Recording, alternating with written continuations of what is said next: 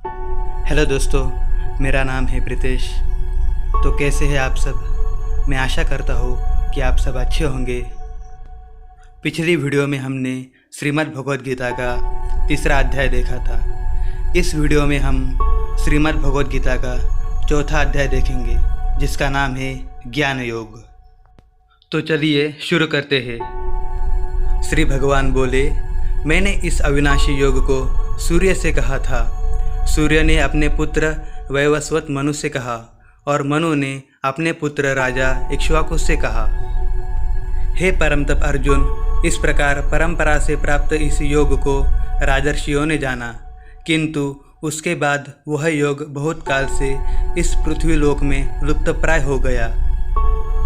तू मेरा भक्त और प्रिय सखा है, इसलिए वही यह पुरातन योग आज मैंने तुझको कहा है, क्योंकि यह बड़ा ही उत्तम रहस्य है, अर्थात गुप्त रखने योग्य विषय है।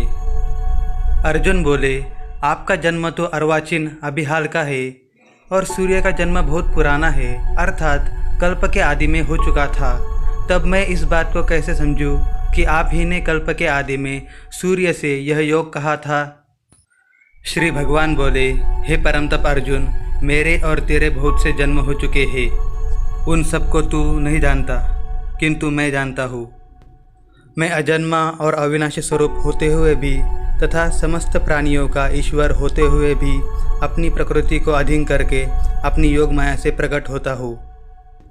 हे भारत, जब जब धर्म की हानि और अधर्म की वृद्धि होती है, तब तब मैं अपने रूप को रचता हूँ, अर्थात साकार रूप से लोगों के सम्मुख प्रकट होता हूँ।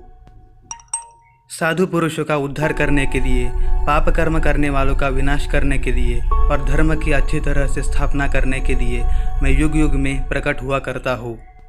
हे अर्जुन, मेरे जन्म और कर्म दिव्य अर्थात निर्मल और अलौकिक है। इस प्रकार जो मनुष्य तत्व से जान लेता है, वह शरीर को त्याग कर फिर जन्म को प्राप्त नहीं होता, किंतु मुझे ही प्राप्त होता है। जिनके राग, भय और क्रोध सर्वथा नष्ट हो गए थे और जो मुझ में अनन्य प्रेम पूर्वक स्थित रहते थे, ऐसे मेरे आश्रित रहने वाले बहुत से भक्त उपर्युक्त ज्ञान रूप तप से पवित्र होकर मेरे स्वरूप को प्राप्त हो चुके हैं।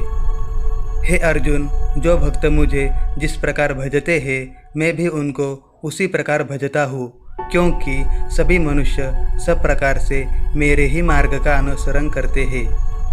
इस मनुष्य लोक में कर्मों के फल को चाहने वाले लोग देवताओं का पूजन किया करते हैं, क्योंकि उनको कर्मों से उत्पन्न होने वाली सिद्धि शीघ्र मिल जाती है। ब्राह्मण, क्षत्रिय, वैश्य और शूद्र, इन चार वर्णों का समूह गुण और कर्मों के विभाग पूर्वक मेरे द्वारा रचा गया है। इस प्रकार उस सृष्टि रचनादि कर्म का कर्ता होने पर भी मुझ अविनाशी परमेश्वर को तू वास्तव में अकर्ता ही जान। कर्मों के फल में मेरी स्पृहा नहीं है, इसलिए मुझे कर्म लिप्त नहीं करते। इस प्रकार जो मुझे तत्व से जान लेता है, वह भी कर्मों से नहीं बंधता। पूर्व काल में मुमुक्षुओं ने इस प्रकार जानकर ही कर्म किए हैं, इसलिए तू भी पूर्वजों द्वारा सदा से किए जाने वाले कर्मों को ही कर। कर्म क्या है और अकर्म क्या है, इस प्रकार इसका निर्णय करने में बुद्धिमान पुरुष भी मोहित हो जाते हैं। इसलिए वह कर्म तत्व मैं तुझे भली भांति समझाकर कहूँगा, जिसे जानकर तू अशुभ से अर्थात कर्म बंधन से मुक्त हो जाएगा। कर्म का स्वरूप भी जानना चाहिए और अकर्म का स्वरूप भी जानना चाहिए तथा विकर्म का स्वरूप भी जानना चाहिए, क्योंकि कर्म की गति गहन है। जो मनुष्य कर्म में अकर्म देखता है और जो अकर्म में कर्म देखता है, वह मनुष्यों में बुद्धिमान है और वह योगी समस्त कर्मों को करने वाला है। जिसके संपूर्ण शास्त्र सम्मत कर्म बिना कामना और संकल्प के होते हैं तथा जिसके समस्त कर्म ज्ञान रूप अग्नि के द्वारा भस्म हो गए हैं, उस महापुरुष को ज्ञानी जन भी पंडित कहते हैं। जो पुरुष समस्त कर्मों में और उनके फल में आसक्ति का सर्वथा त्याग करके संसार के आश्रय से रहित हो गया है और परमात्मा में नित्य तृप्त है, वह कर्मों में भली भांति बरतता हुआ भी वास्तव में कुछ भी नहीं करता। जिसका अंतःकरण और इंद्रियों के सहित शरीर जीता हुआ है और जिसने समस्त भोगों की सामग्री का परित्याग कर दिया है, ऐसा आशा रहित पुरुष केवल शरीर संबंधी कर्म करता हुआ भी पापों को नहीं प्राप्त होता। जो बिना इच्छा के अपने आप प्राप्त हुए पदार्थ में सदा संतुष्ट रहता है, जिसमें ईर्ष्या का सर्वथा अभाव हो गया है, जो हर्ष शोक आदि द्वंद्वों से सर्वथा अतीत हो गया है, ऐसा सिद्धि और असिद्धि में सम रहने वाला कर्मयोगी कर्म करता हुआ भी उनसे नहीं बंधता। जिसकी आसक्ति सर्वथा नष्ट हो गई है, जो देहाभिमान और ममता से रहित हो गया है, जिसका चित्त निरंतर परमात्मा के ज्ञान में स्थित रहता है, ऐसा केवल यज्ञ संपादन के लिए कर्म करने वाले मनुष्य के संपूर्ण कर्म भली भांति विलीन हो जाते हैं। जिस यज्ञ में अर्पण अर्थात स्त्रुवा आदि भी ब्रह्म है और हवन किए जाने योग्य द्रव्य भी ब्रह्म है तथा ब्रह्मरूप कर्ता के द्वारा ब्रह्मरूप अग्नि में आहुति देना रूप क्रिया भी ब्रह्म है, उस ब्रह्म कर्म में स्थित रहने वाले योगी द्वारा प्राप्त किए जाने योग्य फल भी ब्रह्म ही है। दूसरे योगी जन देवताओं के पूजन रूप यज्ञ का ही भली भांति अनुष्ठान किया करते हैं और अन्य योगी जन परब्रह्म परमात्मा रूप अग्नि में अभेद दर्शन रूप यज्ञ के द्वारा ही आत्मरूप यज्ञ का हवन किया करते हैं। अन्य योगी जन श्रोत्र आदि समस्त इंद्रियों को संयम रूप अग्नियों में हवन किया करते हैं और दूसरे योगी लोग शब्दादि समस्त विषयों को इंद्रिय रूप अग्नियों में हवन किया करते हैं। दूसरे योगी जन इंद्रियों की संपूर्ण क्रियाओं को और प्राणों की समस्त क्रियाओं को ज्ञान से प्रकाशित आत्म संयम योग रूप अग्नि में हवन किया करते हैं, अर्थात सच्चिदानंद घन परमात्मा के सिवाय अन्य किसी का भी न चिंतन करना ही उन सब का हवन करना है।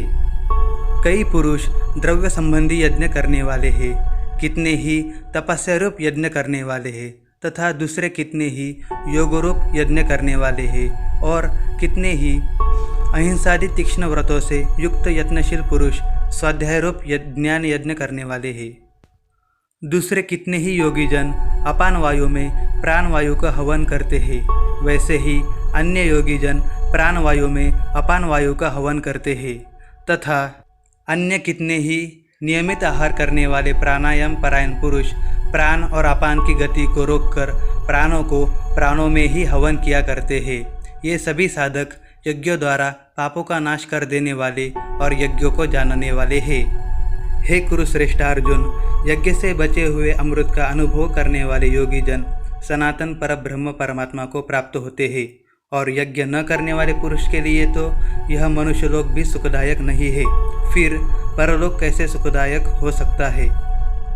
इसी प्रकार और भी बहुत तरह के यज्ञ वेद की वाणी में विस्तार से कहे गए हैं। उन सब को तू मन, इंद्रिय और शरीर की क्रिया द्वारा संपन्न होने वाले जान। इस प्रकार तत्व से जानकर उनके अनुष्ठान द्वारा तू कर्म बंधन से सर्वथा मुक्त हो जाएगा। हे परम तप अर्जुन, द्रव्यमय यज्ञ की अपेक्षा ज्ञान यज्ञ अत्यंत श्रेष्ठ है तथा यावन मात्र संपूर्ण कर्म ज्ञान में समाप्त हो जाते हैं। उस ज्ञान को तू तत्वदर्शी ज्ञानियों के पास जाकर समझ। उनको भली भांति दंडवत प्रणाम करने से, उनकी सेवा करने से और कपट छोड़कर सरलतापूर्वक प्रश्न करने से वे परमात्मा तत्व को भली भांति जानने वाले ज्ञानी महात्मा तुझे उस तत्व ज्ञान का उपदेश करेंगे, जिसको जानकर फिर तू इस प्रकार मोह को नहीं प्राप्त होगा। तथा हे अर्जुन, जिस ज्ञान के द्वारा तू संपूर्ण भूतों को निश्चय भाव से पहले अपने में और फिर पीछे मुझ सच्चिदानंद घन परमात्मा में देखेगा।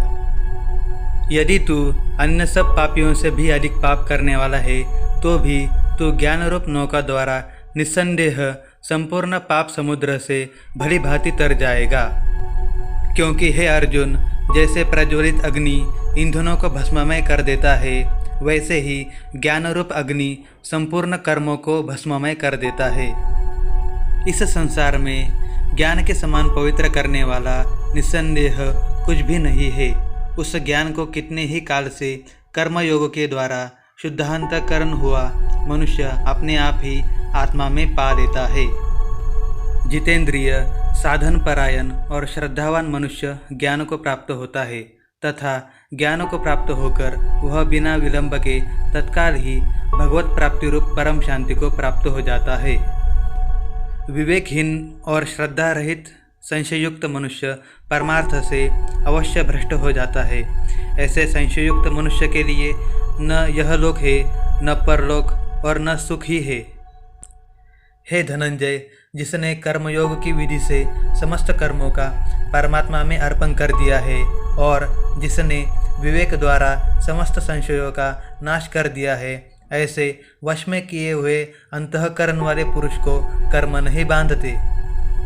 इसलिए हे भरतवंशी अर्जुन, तू हृदय में स्थित इस अज्ञान जनित अपने संशय का विवेक ज्ञान रूप तलवार द्वारा छेदन करके समत्व रूप कर्मयोग में स्थित हो जा और युद्ध के लिए खड़ा हो जा। तो इस प्रकार श्रीमद् भगवद गीता का चौथा अध्याय ज्ञान योग यही समाप्त होता है।